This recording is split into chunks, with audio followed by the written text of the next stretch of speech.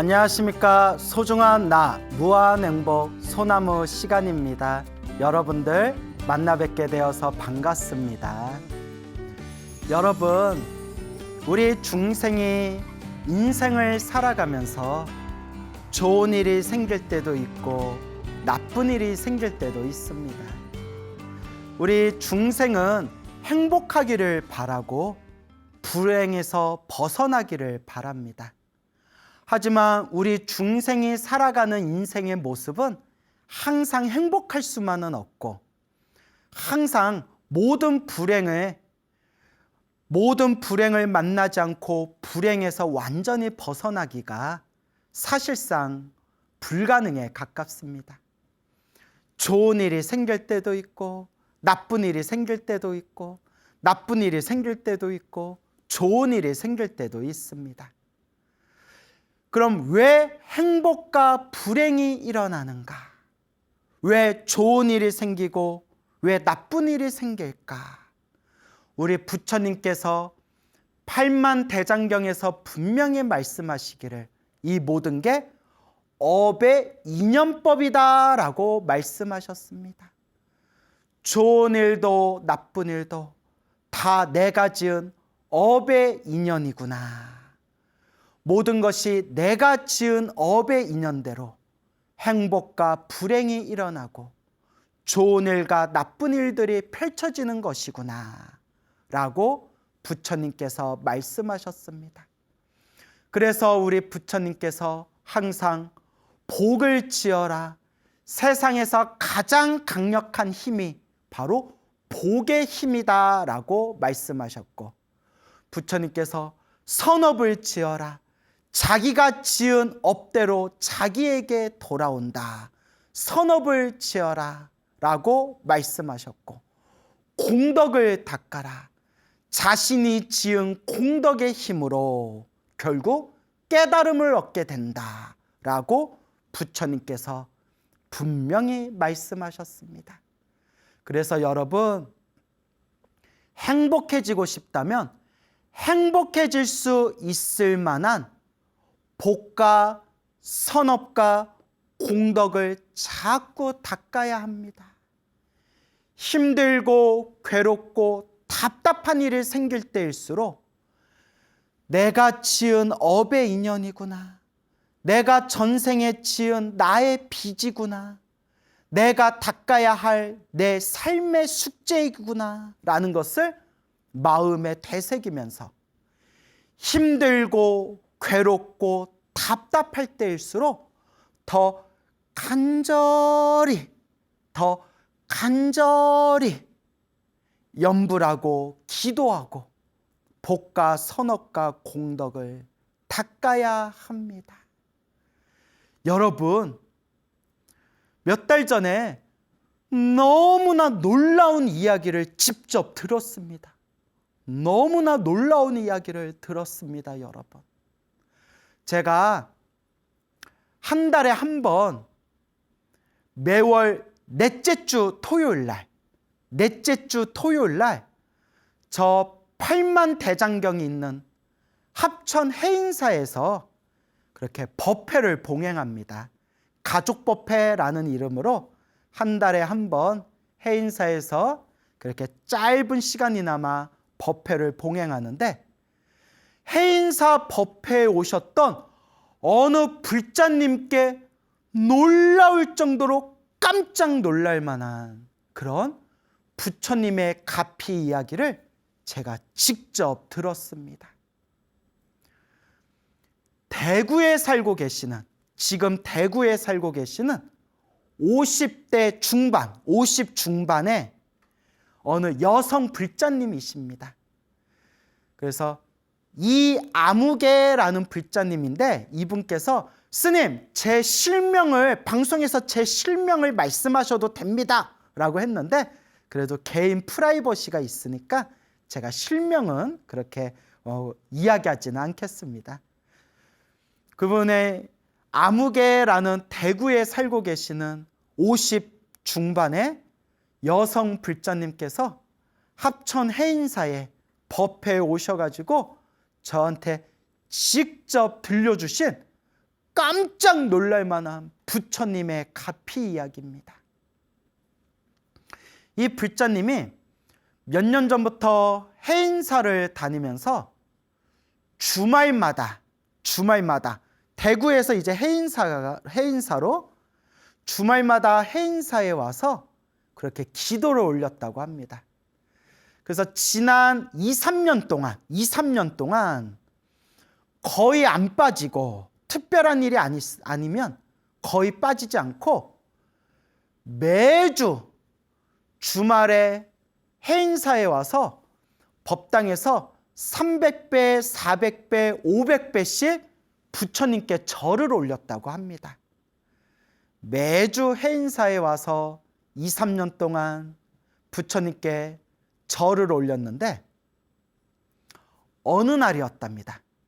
어느 날 갑자기 정신을 잃고 쓰러지셨대요. 이 불자님이 정신을 잃고 딱 쓰러졌는데 깨어보니까 이제 응급실에 누워 있는 거예요. 중환자실에 딱 누워 있는 거예요. 이제 나중에 알고 봤더니 갑자기 뇌출혈로 쓰러져가지고 급하게 응급실로 이제 실려가서 이제 깨어나게 된 겁니다. 근데 이 보살님께서, 불자님께서 하신 말씀이 아버지도, 친아버지도 50대에 뇌출혈로 쓰러지셔서 갑자기 세상을 떠나셨대요. 그 집안에 그런 좀 유전이 있었나 봐요. 아버지도 50대 갑자기 뇌출혈로 쓰러지셔서 세상을 떠나셨는데 자기도 갑자기 정신을 잃어서 깨어보니까 중환자실에 누워 있었는데 그 뇌출혈로 이제 쓰러졌던 겁니다. 그렇게 병원에서 치료를 받으면서 정말 깜짝 놀라울 정도로 치료가 호전 속도가 아주 빨라가지고 건강을 빨리 되찾았대요. 큰 부작용 없이 그렇게 건강을 되찾았는데 나중에 담당 의사가 하는 얘기가 나중에 이렇게 얘기했대요. 아무개 환자님, 실은 엄청 걱정했습니다. 아니 왜요? 상태가 너무 심각하게 안 좋았기 때문에 이거 뭐 깨어날 수 있으려나, 깨어나도 이거 치료가 잘 되려나, 이거 치료해도 이거 몸에 이게 후유증 없이 이거 건강을 완전히 되찾을 수 있으려나 걱정이 될 정도로 상태가 굉장히 안 좋았는데 지금 이렇게 큰 후유증 없이, 큰 부작용 없이 이렇게 빠른 속도로 건강을 되찾은 거는 이건 기적에 가깝습니다. 이건 기적에 가깝습니다 하고 의사가 나중에 깜짝 놀라면서 사실은 너무 상태가 나빠서 걱정을 많이 했는데 정말 기적에 가까울 정도로 회복 속도가 빨랐다라고 그 의사가 얘기를 하더랍니다. 그리고 이제 치료를 하는 과정에서 정밀 검사를 받다 보니까 깜짝 놀랄 만한 뇌 질환을 발견하게 됐다고 합니다. 정밀 검사를 했는데 몸이 많이 회복이 됐지만 뇌혈관에 시한폭탄을 달고 있었더래요. 그래서 여러분, 저도 처음 들어봐요. 요 불자님한테 처음 들어보는데 뇌혈관 희귀 질환 중에 경막의 동정맥류라는 희귀 질환이 있답니다. 뇌혈관 희귀 질환. 뇌혈관이 이제 꽈리가 막 꼬여가지고 언제 터질 줄 모르는, 그게 터져버리면 목숨을 잃게 되는, 정말 머릿속에 시한폭탄을 달고 사는 그런 뇌혈관 희귀병이 있다고 합니다. 그런데 이 보살님이 뇌출혈로 쓰러져가지고 뭐 놀라울 정도로 회복 속도가 빨랐고 치료를 잘 받긴 했지만 치료 과정에서 정밀 검사를 하다 보니까 경막의 동정맥류라는 희귀 질환을 발견하게 되었답니다. 저도 나중에 인터넷으로 찾아봤어요. 이런 게 있구나. 희귀 질환인데 의외로 우리나라에도 이 질환을 갖고 계신 분들이 인터넷 보니까 여러 명 있더라고요. 그러니까 이걸 빨리 이걸 치료를 받아야 된대요. 빨리 수술을 해야 된대요. 그래서 지금이라도 이거 발견해서 다행이다. 이거 빨리 치료를 해야 된다. 그래서 이제 며칠 후에 그 경막이 동정맥류 뇌혈관 질환을 이제 치료하는 이제 수술 날짜를 딱 정해놨다고 합니다. 수술 날짜를 딱 정해놨는데 그 수술 날짜를 기다리면서 이렇게 기도를 많이 하셨대요. 이렇게 기도하면서 고요히 마음을 가라앉히면서 수술 날짜를 기다렸는데 이제 그게 아주 정밀한 수술이어 가지고 머리끝에서 발끝까지 수술 받을 수 있을 만한 상황인지 온몸에 뭐 혈관이나 맥박이나 이런 거에 다 검사를 한대요. 아주 이게 섬세한 수술이기 때문에 이게 이 수술을 감당할 수 있는지 머리끝에서 손끝에서 발끝까지 싹 이렇게 검사를 다 하고 검사를 하고 수술 받을 만한 신체적인 조건이 딱 되었을 때 이제 수술 날짜를 딱 잡는데요. 그렇게 이제 수술 날짜를 코앞에 두고 있었을 때 해인사에서 기도할 때 친하게 지냈던 해인사의 법당 보살님께 전화가 왔대요. 법당을 담당하는 보살님께 연락이 와서 뭐 이제 소식 들었다 뭐 이제 이러면서 이제 이런저런 얘기를 나눴겠죠. 그러니까 이제 법당 보살님이 이렇게 얘기했대요. 그러지 말고 해인사의 법당에 그 부처님 앞에 떡공양 좀 올리자. 부처님께 이렇게 법당의 각단에 떡공양 올리고 부처님께 좀 복을 짓자. 불단에 공덕을 좀 닦자. 그렇게 이제 법당 보살님이 이렇게 권유를 했대요. 그 보살님이 아우 좋습니다. 예, 저도 그러면 마음이 참 편할 것 같아요. 좋습니다. 해가지고 이제 법당 보살님하고 이야기를 잘 나눠서 수술 들어가는 병원에 입원하는 그 전날에 병원 입원하는 전날에 해인사에 가서 해인사 법당에 떡공양 다 올리고 해인사에 있는 각 법당회를 이렇게 한 바퀴 돌면서 부처님께 정성스럽게 이렇게 기도를 올렸대요. 부처님, 저 치료 잘 받게 해주세요. 부처님 하고 떡공양도 올리고 해인사의 법당을 한 바퀴 다 돌면서 그렇게 부처님께 기도도 정성스럽게 올리고 그 다음날 딱 병원에 입원을 했대요. 병원에 입원을 하고 이제 몸의 검사 또 한번 싹 하고 그리고 이제 수술 날짜가 딱 돼가지고 수술대 위에 딱 올라갔대요. 그래서 그 보살님이 뭐 내가 안 믿을 리는 없지만 행여라도 내가 못 믿을까봐 병원에 진단서 있죠. 병원에 진단서도 딱 보여주더라고요.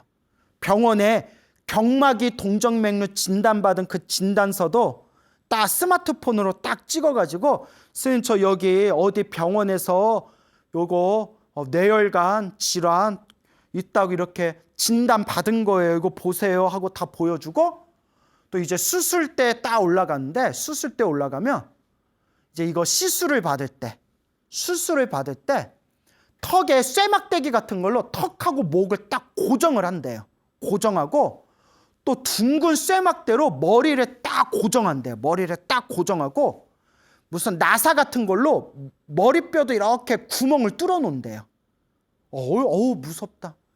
턱하고 목 딱 이렇게 쇠막대기로 고정하고 여기 둥근 쇠막대로 딱 이렇게 고정하고 여기 머리뼈도 구멍 나사로 이렇게 뚫고 그걸 딱 이제 마취 들어가기 직전에 수술대에 이제 올라가서 마취 들어가기 직전에 기념사진을 딱 찍었대요. 기념사진을. 그래도 이제 이게 수술이 잘 되면 이것도 인생의 추억이다. 뭐 그런 마음이었겠죠. 그 목하고 턱에다가 쇠막대기 딱 고정하고 머리에다가 둥근 그 쇠막대기 딱 고정하고 요게 뭐 이렇게 뭐 나사 같은 거 이렇게 조여놓고 그걸 딱 이렇게 찍은 거, 그 사진도 저한테 보여주시더라고요. 스님, 제 말 하나도 거짓말이 아니에요. 보세요. 예, 이거, 힘드셨겠다. 보살님 말 믿죠. 보살님이 뭐 부처님 이름 걸고 저한테 거짓말 하시겠어요? 예, 보세요. 제가 수술 마취 들어가기 전에 이렇게 다 기념으로 사진 찍어 놓은 거예요 하고 진단서하고 사진도 다 보여주시더라고요. 그리고 이제 머리를 완전히 뚫어서 이제 수술 도구 이제 집어넣고 수술에 들어가기 직전에, 그러니까 이제 머리 뚫기 직전에 의사가 수술 멈춰라고 했대요.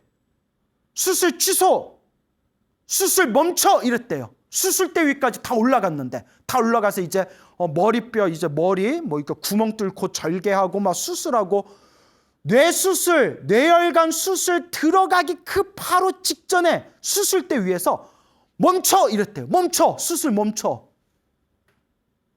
그 수술을 멈췄대요. 중단했대요.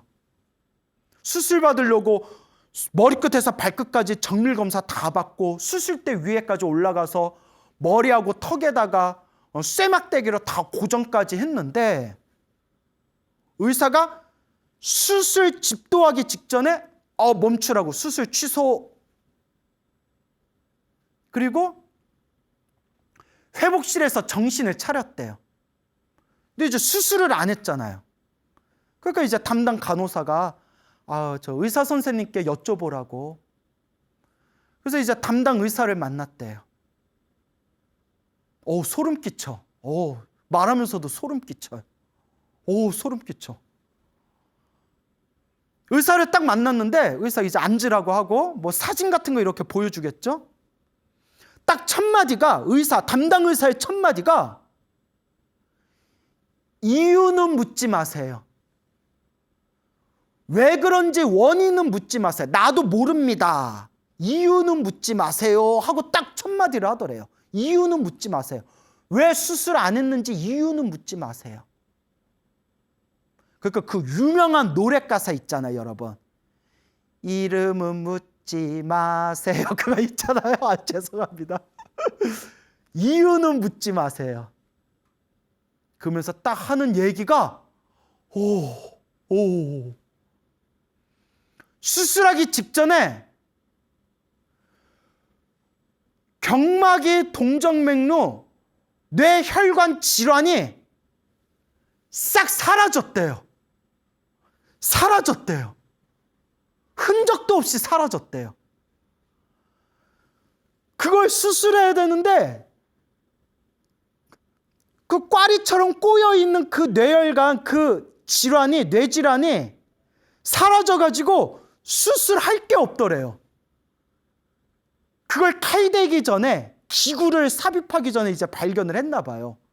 그러니까 야 수술 멈춰. 경막이 동정맥류를 판정받았던, 그리고 수술 받기 전까지 수술할 수 있는 신체적 조건으로서 아무 문제 없는지 머리끝에서 발끝까지 다 정밀검사 받고 수술대 위에까지 딱 올라갔는데 수술 직전에 수술이 취소된 거예요. 이유는 묻지 마세요. 원인은 묻지 마세요. 저도 모릅니다. 뇌혈관 질환이, 수술해야 할 그 질환이 사라졌습니다. 그래서 의사가 이렇게 얘기하더랍니다. 그냥 기적입니다. 그냥 기적이니까 제2의 인생을 살아간다 생각하고 앞으로 행복하게 잘 사세요. 축하드립니다. 라고 의사가 얘기하더래요. 와, 이걸 뇌혈관에 그 뇌 질환이 사라졌습니다. 라고 말한 의사도 깜짝 놀라고, 그걸 듣고 있는 보살님도 깜짝 놀라고, 하늘도 깜짝 놀라고, 땅도 깜짝 놀라고, 그 병원 앞마당에 지나가던 깨구락지도 깜짝 놀라고, 해인사 가족법회 마치고 법당에서 이 이야기를 직접 들은 저도 온몸에 소름이 쫙 끼치면서 보살님, 내가 보살님 말을 의심하는 게 아니라 제가 그 불자님께 보살님, 내가 보살님 말을 뭐 의심하는 게 아니라 그게 진짜입니까? 그게 가능합니까? 하니까 보살님도 그 스님, 제가 이거 진단서 보여드리고 이거 수술하기 전에 제가 수술대 올라갈 때 이거 사진 보여드린 거잖아요. 조금도 거짓이 아닙니다. 이거 진짜입니다. 스님 하면서 이 이야기를 하시면서 보살님 눈가에 눈물이 막 그렁그렁 하면서 막 눈물이 막 뚝뚝 떨어지시는데, 해인사 법당 하늘 위에 새들도 눈물을 뚝뚝 흘리고, 해인사 법당 밑에 땅들도 눈물을 뚝뚝 흘리고, 우리 해인사 가야산의 깨구락지들도 막 눈물을 뚝뚝 흘리고, 보살님도 눈물을 뚝뚝 흘리면서 스님, 부처님 감사합니다. 스님, 부처님께 너무 감사드립니다. 평생 부처님 은혜 갚는 마음으로 기도하면서 불자로 살아가겠습니다 하시는데, 제가 온몸에 소름이 돋아가지고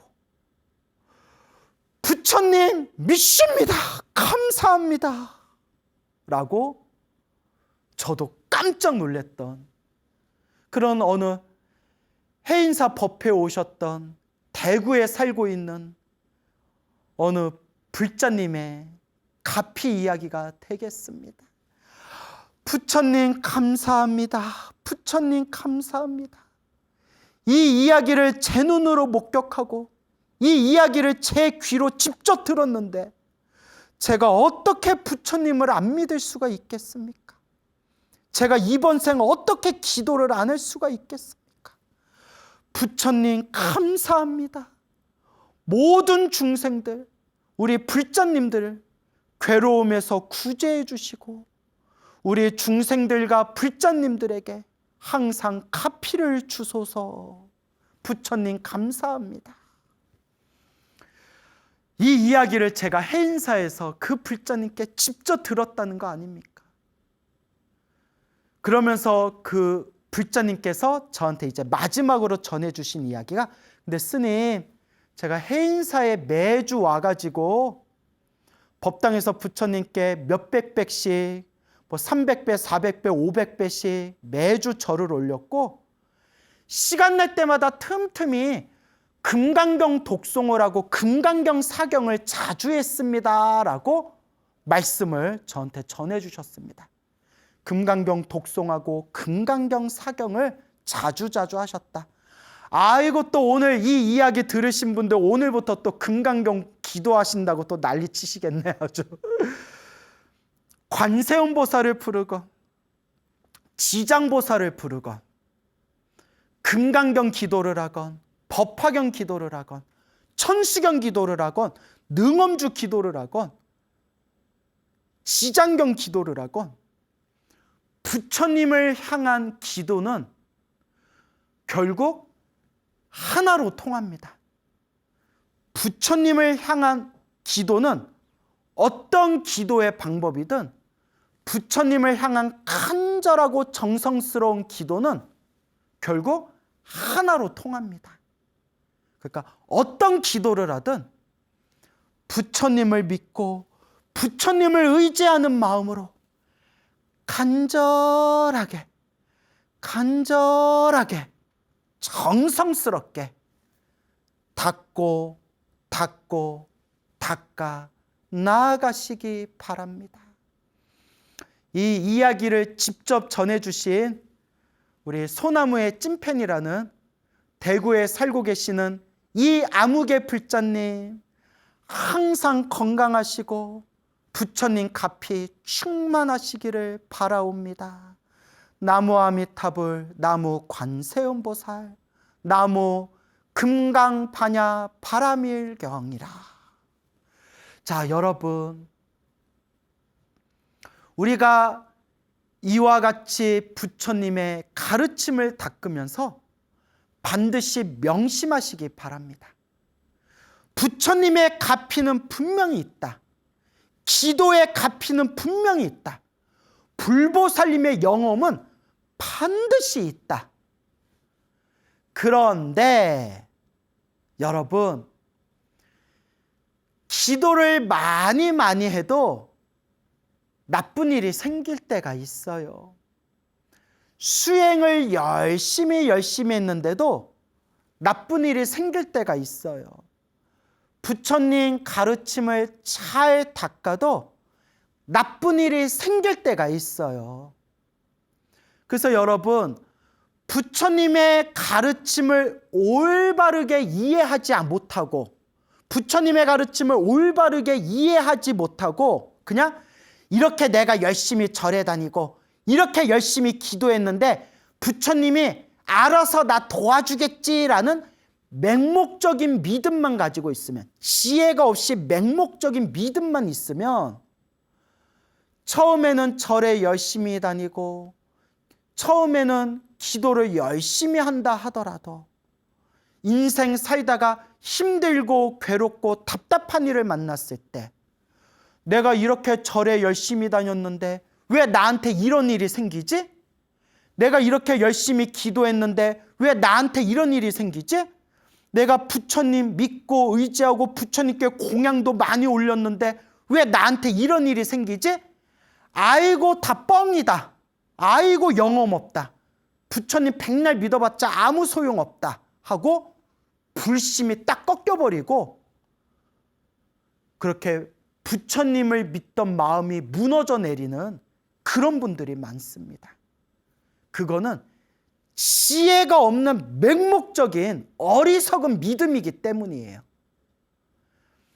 팔만대장경에서 분명히 부처님이 말씀하셨고 2600년 불교 역사에 출연했던 큰 스님, 선지식들께서 항상 말씀하셨지만 모든 것이 인과법인지라 내가 지은 원인 따라 내가 그 결과를 받는 것이니 내가 지은 업은 피할 수가 없다. 그래서 부처님을 믿고 의지하고 수행을 많이 하고 기도하고 염불하고 심지어 마음의 깨달음을 얻어도 깨달음을 얻은 도인조차도 자기가 지은 빚은 자기가 갚아야 된다. 단 크게 받을 것을 작게 받는 것이다 라고 팔만대장경에도 분명히 나오고 큰 스님들도 분명히 말씀하셨어요. 그래서 여러분, 서가모니 부처님께서 석가족이 멸망할 때 세 번씩이나 석가족이 멸망하는 것을 막고 구하려 하셨지만 결국은 석가족이 멸망하는 것을 끝까지 막지는 못하셨습니다. 그리고 부처님은 이와 같이 말씀하셨죠. 석가족이 받아야 할 숙세의 업보이기 때문에 자기들의 업은 자기들이 받을 수밖에 없다. 그러나 이번 생 받아야 할 업은 받았지만 석가족이 멸망을 당하고 나서 그때 죽었던 석가족의 모든 사람들이 살아생전 선업을 많이 닦은 공덕으로 목숨이 끊기자마자 하늘세계 신들로 태어났다라는 얘기가 팔만대장경에 나와요. 이번 생에 석가족이 멸망한 것은 너무나 안타까운 일이고 그 부처님이 신통력으로 좀 막아주시지 거참 너무 깐깐하시네 막 이렇게 서운한 마음이 들 수도 있지만 부처님이 팔만대장경에 분명히 말씀하신 거예요. 자기가 지은 업은 자기가 받을 수밖에 없구나. 이게 인과법, 인연법, 우주의 법칙이라는 거예요.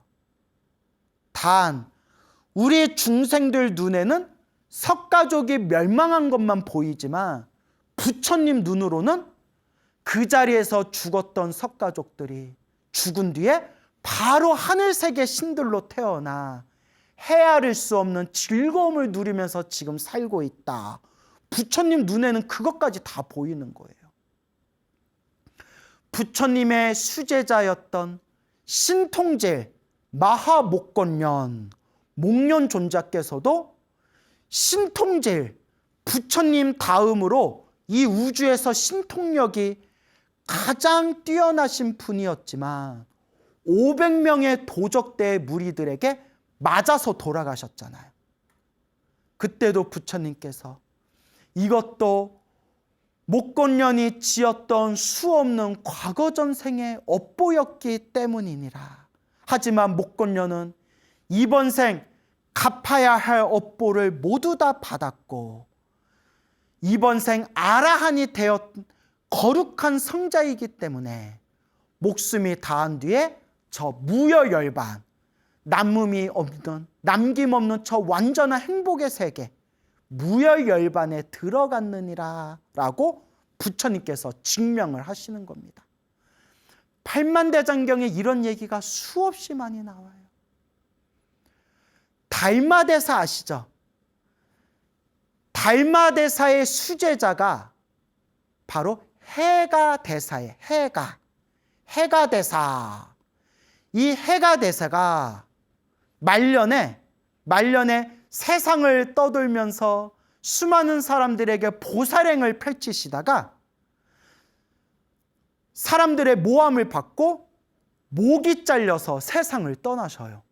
우와, 달마대사의 후계자 해가대사가 깨달음을 얻으신 거룩한 성자거든요. 근데 목이 잘려서 세상을 떠나셔요. 알고 계셨나요? 모르고 계셨죠? 이게 우리 불교 역사에 나와요. 근데 해가대사는 당연히 마음이 흔들렸겠어요? 안 흔들렸겠어요? 마음이 고요하게 그 자신의 목을 자르는 칼날을 바라보면서 스님, 큰 스님, 스님이 왜 이런 일을 겪으셔야 됩니까? 했을 때 해가대사가 환한 미소를 지으면서 내 묵은 빚을 갚는 것이다. 야, 깨달은 사람이니까 내 업보구나. 내 묵은 빚을 받는 거구나. 그걸 꿰뚫어 볼 수가 있는 거예요. 내 묵은 빚을 갚는 것이니 하나도 슬퍼할 필요가 없다. 그렇게 미소를 지으면서 아이고 이번 생 내가 옛날에 지었던 빚을 이제 갚는 거다 하고 속 시원하게 이번 생 숙제를 마치고 그렇게 세상을 떠난 거룩한 성자가 바로 해가대사입니다. 이런 이야기가 수도 없이 많아요. 기도를 많이 하고 염불을 많이 하고 심지어 참선을 해서 깨달음을 얻으셨는데도 이렇게 우리 중생 눈으로 보면 이해되어지지 않는 힘들고 괴롭고 어려운 고난을 만나신 큰 스님들이 계십니다. 그분들이 늘 하시던 말씀이 아니다. 크게 받을 업보를 작게 받는 것이다. 내가 갚아야 할 묵은 빚을 지금 작게 갚는 것이다. 내가 3번을 갚거나 5번을 갚거나 10번을 갚아야 할 큰 숙제를 이번 한 생에 한 방에 갚는 것이다. 그러니 수행을 하는 수행자는 부처님 법을 닦는 진정한 불자는 힘들고 괴롭고 답답한 일이 생긴다고 해서 서러워하거나 노여워하거나 슬퍼하거나 흔들릴 필요가 없다. 아, 내가 크게 받을 걸 작게 받고 있구나. 내가 부처님 법을 닦아서 크게 받을 업보를 업장소멸하고 있구나. 라고 진정한 불자라면 마음에 되새기고 되새겨야 합니다. 여러분, 정말 부처님 가피는 있어요. 10년 동안 소나무를 진행하면서 정말 책에서 봤으면 믿지 못할 이 수많은 불자님들의 신비한 체험과 이 가피 이야기를 10년 동안 얼마나 많이 제가 이 불교TV BTN 소나무를 통해 전했습니까? 부처님 가피는 분명히 있습니다. 스님, 부처님 가피가 있는데 부처님 가피를 믿고 기도하고 수행하는데 근데 저는 왜 이렇게 아직도 힘들고 괴로운 일이 생길까요? 여러분, 이제 정답을 아시겠죠? 내가 크게 받을 업보를 작게 받는 거다. 크게 받을 빚을 작게 갖고 있는 것이다. 나는 흔들리지 않겠다. 나는 멈추지 않겠다. 내가 부처님 법을 잘 닦는데도 힘들고 괴로운 일이 생긴다면 내 업장이 소멸하고 있는 과정이다. 나는 흔들리지 않고 뚜벅뚜벅 꾸준히 정진하겠다 라고 진정한 불자라면 마음에 되새기시길 바랍니다. 부처님 가피는 분명히 있습니다. 여러분 행복해지고 싶습니까? 행복한 삶을 창조하고 싶습니까? 복을 지으십시오. 선업을 쌓으십시오. 공덕을 닦으십시오. 복과 선업과 공덕의 힘이 여러분들을 진정한 행복의 길로 이끌어 줄 것입니다. 여러분 성불하세요.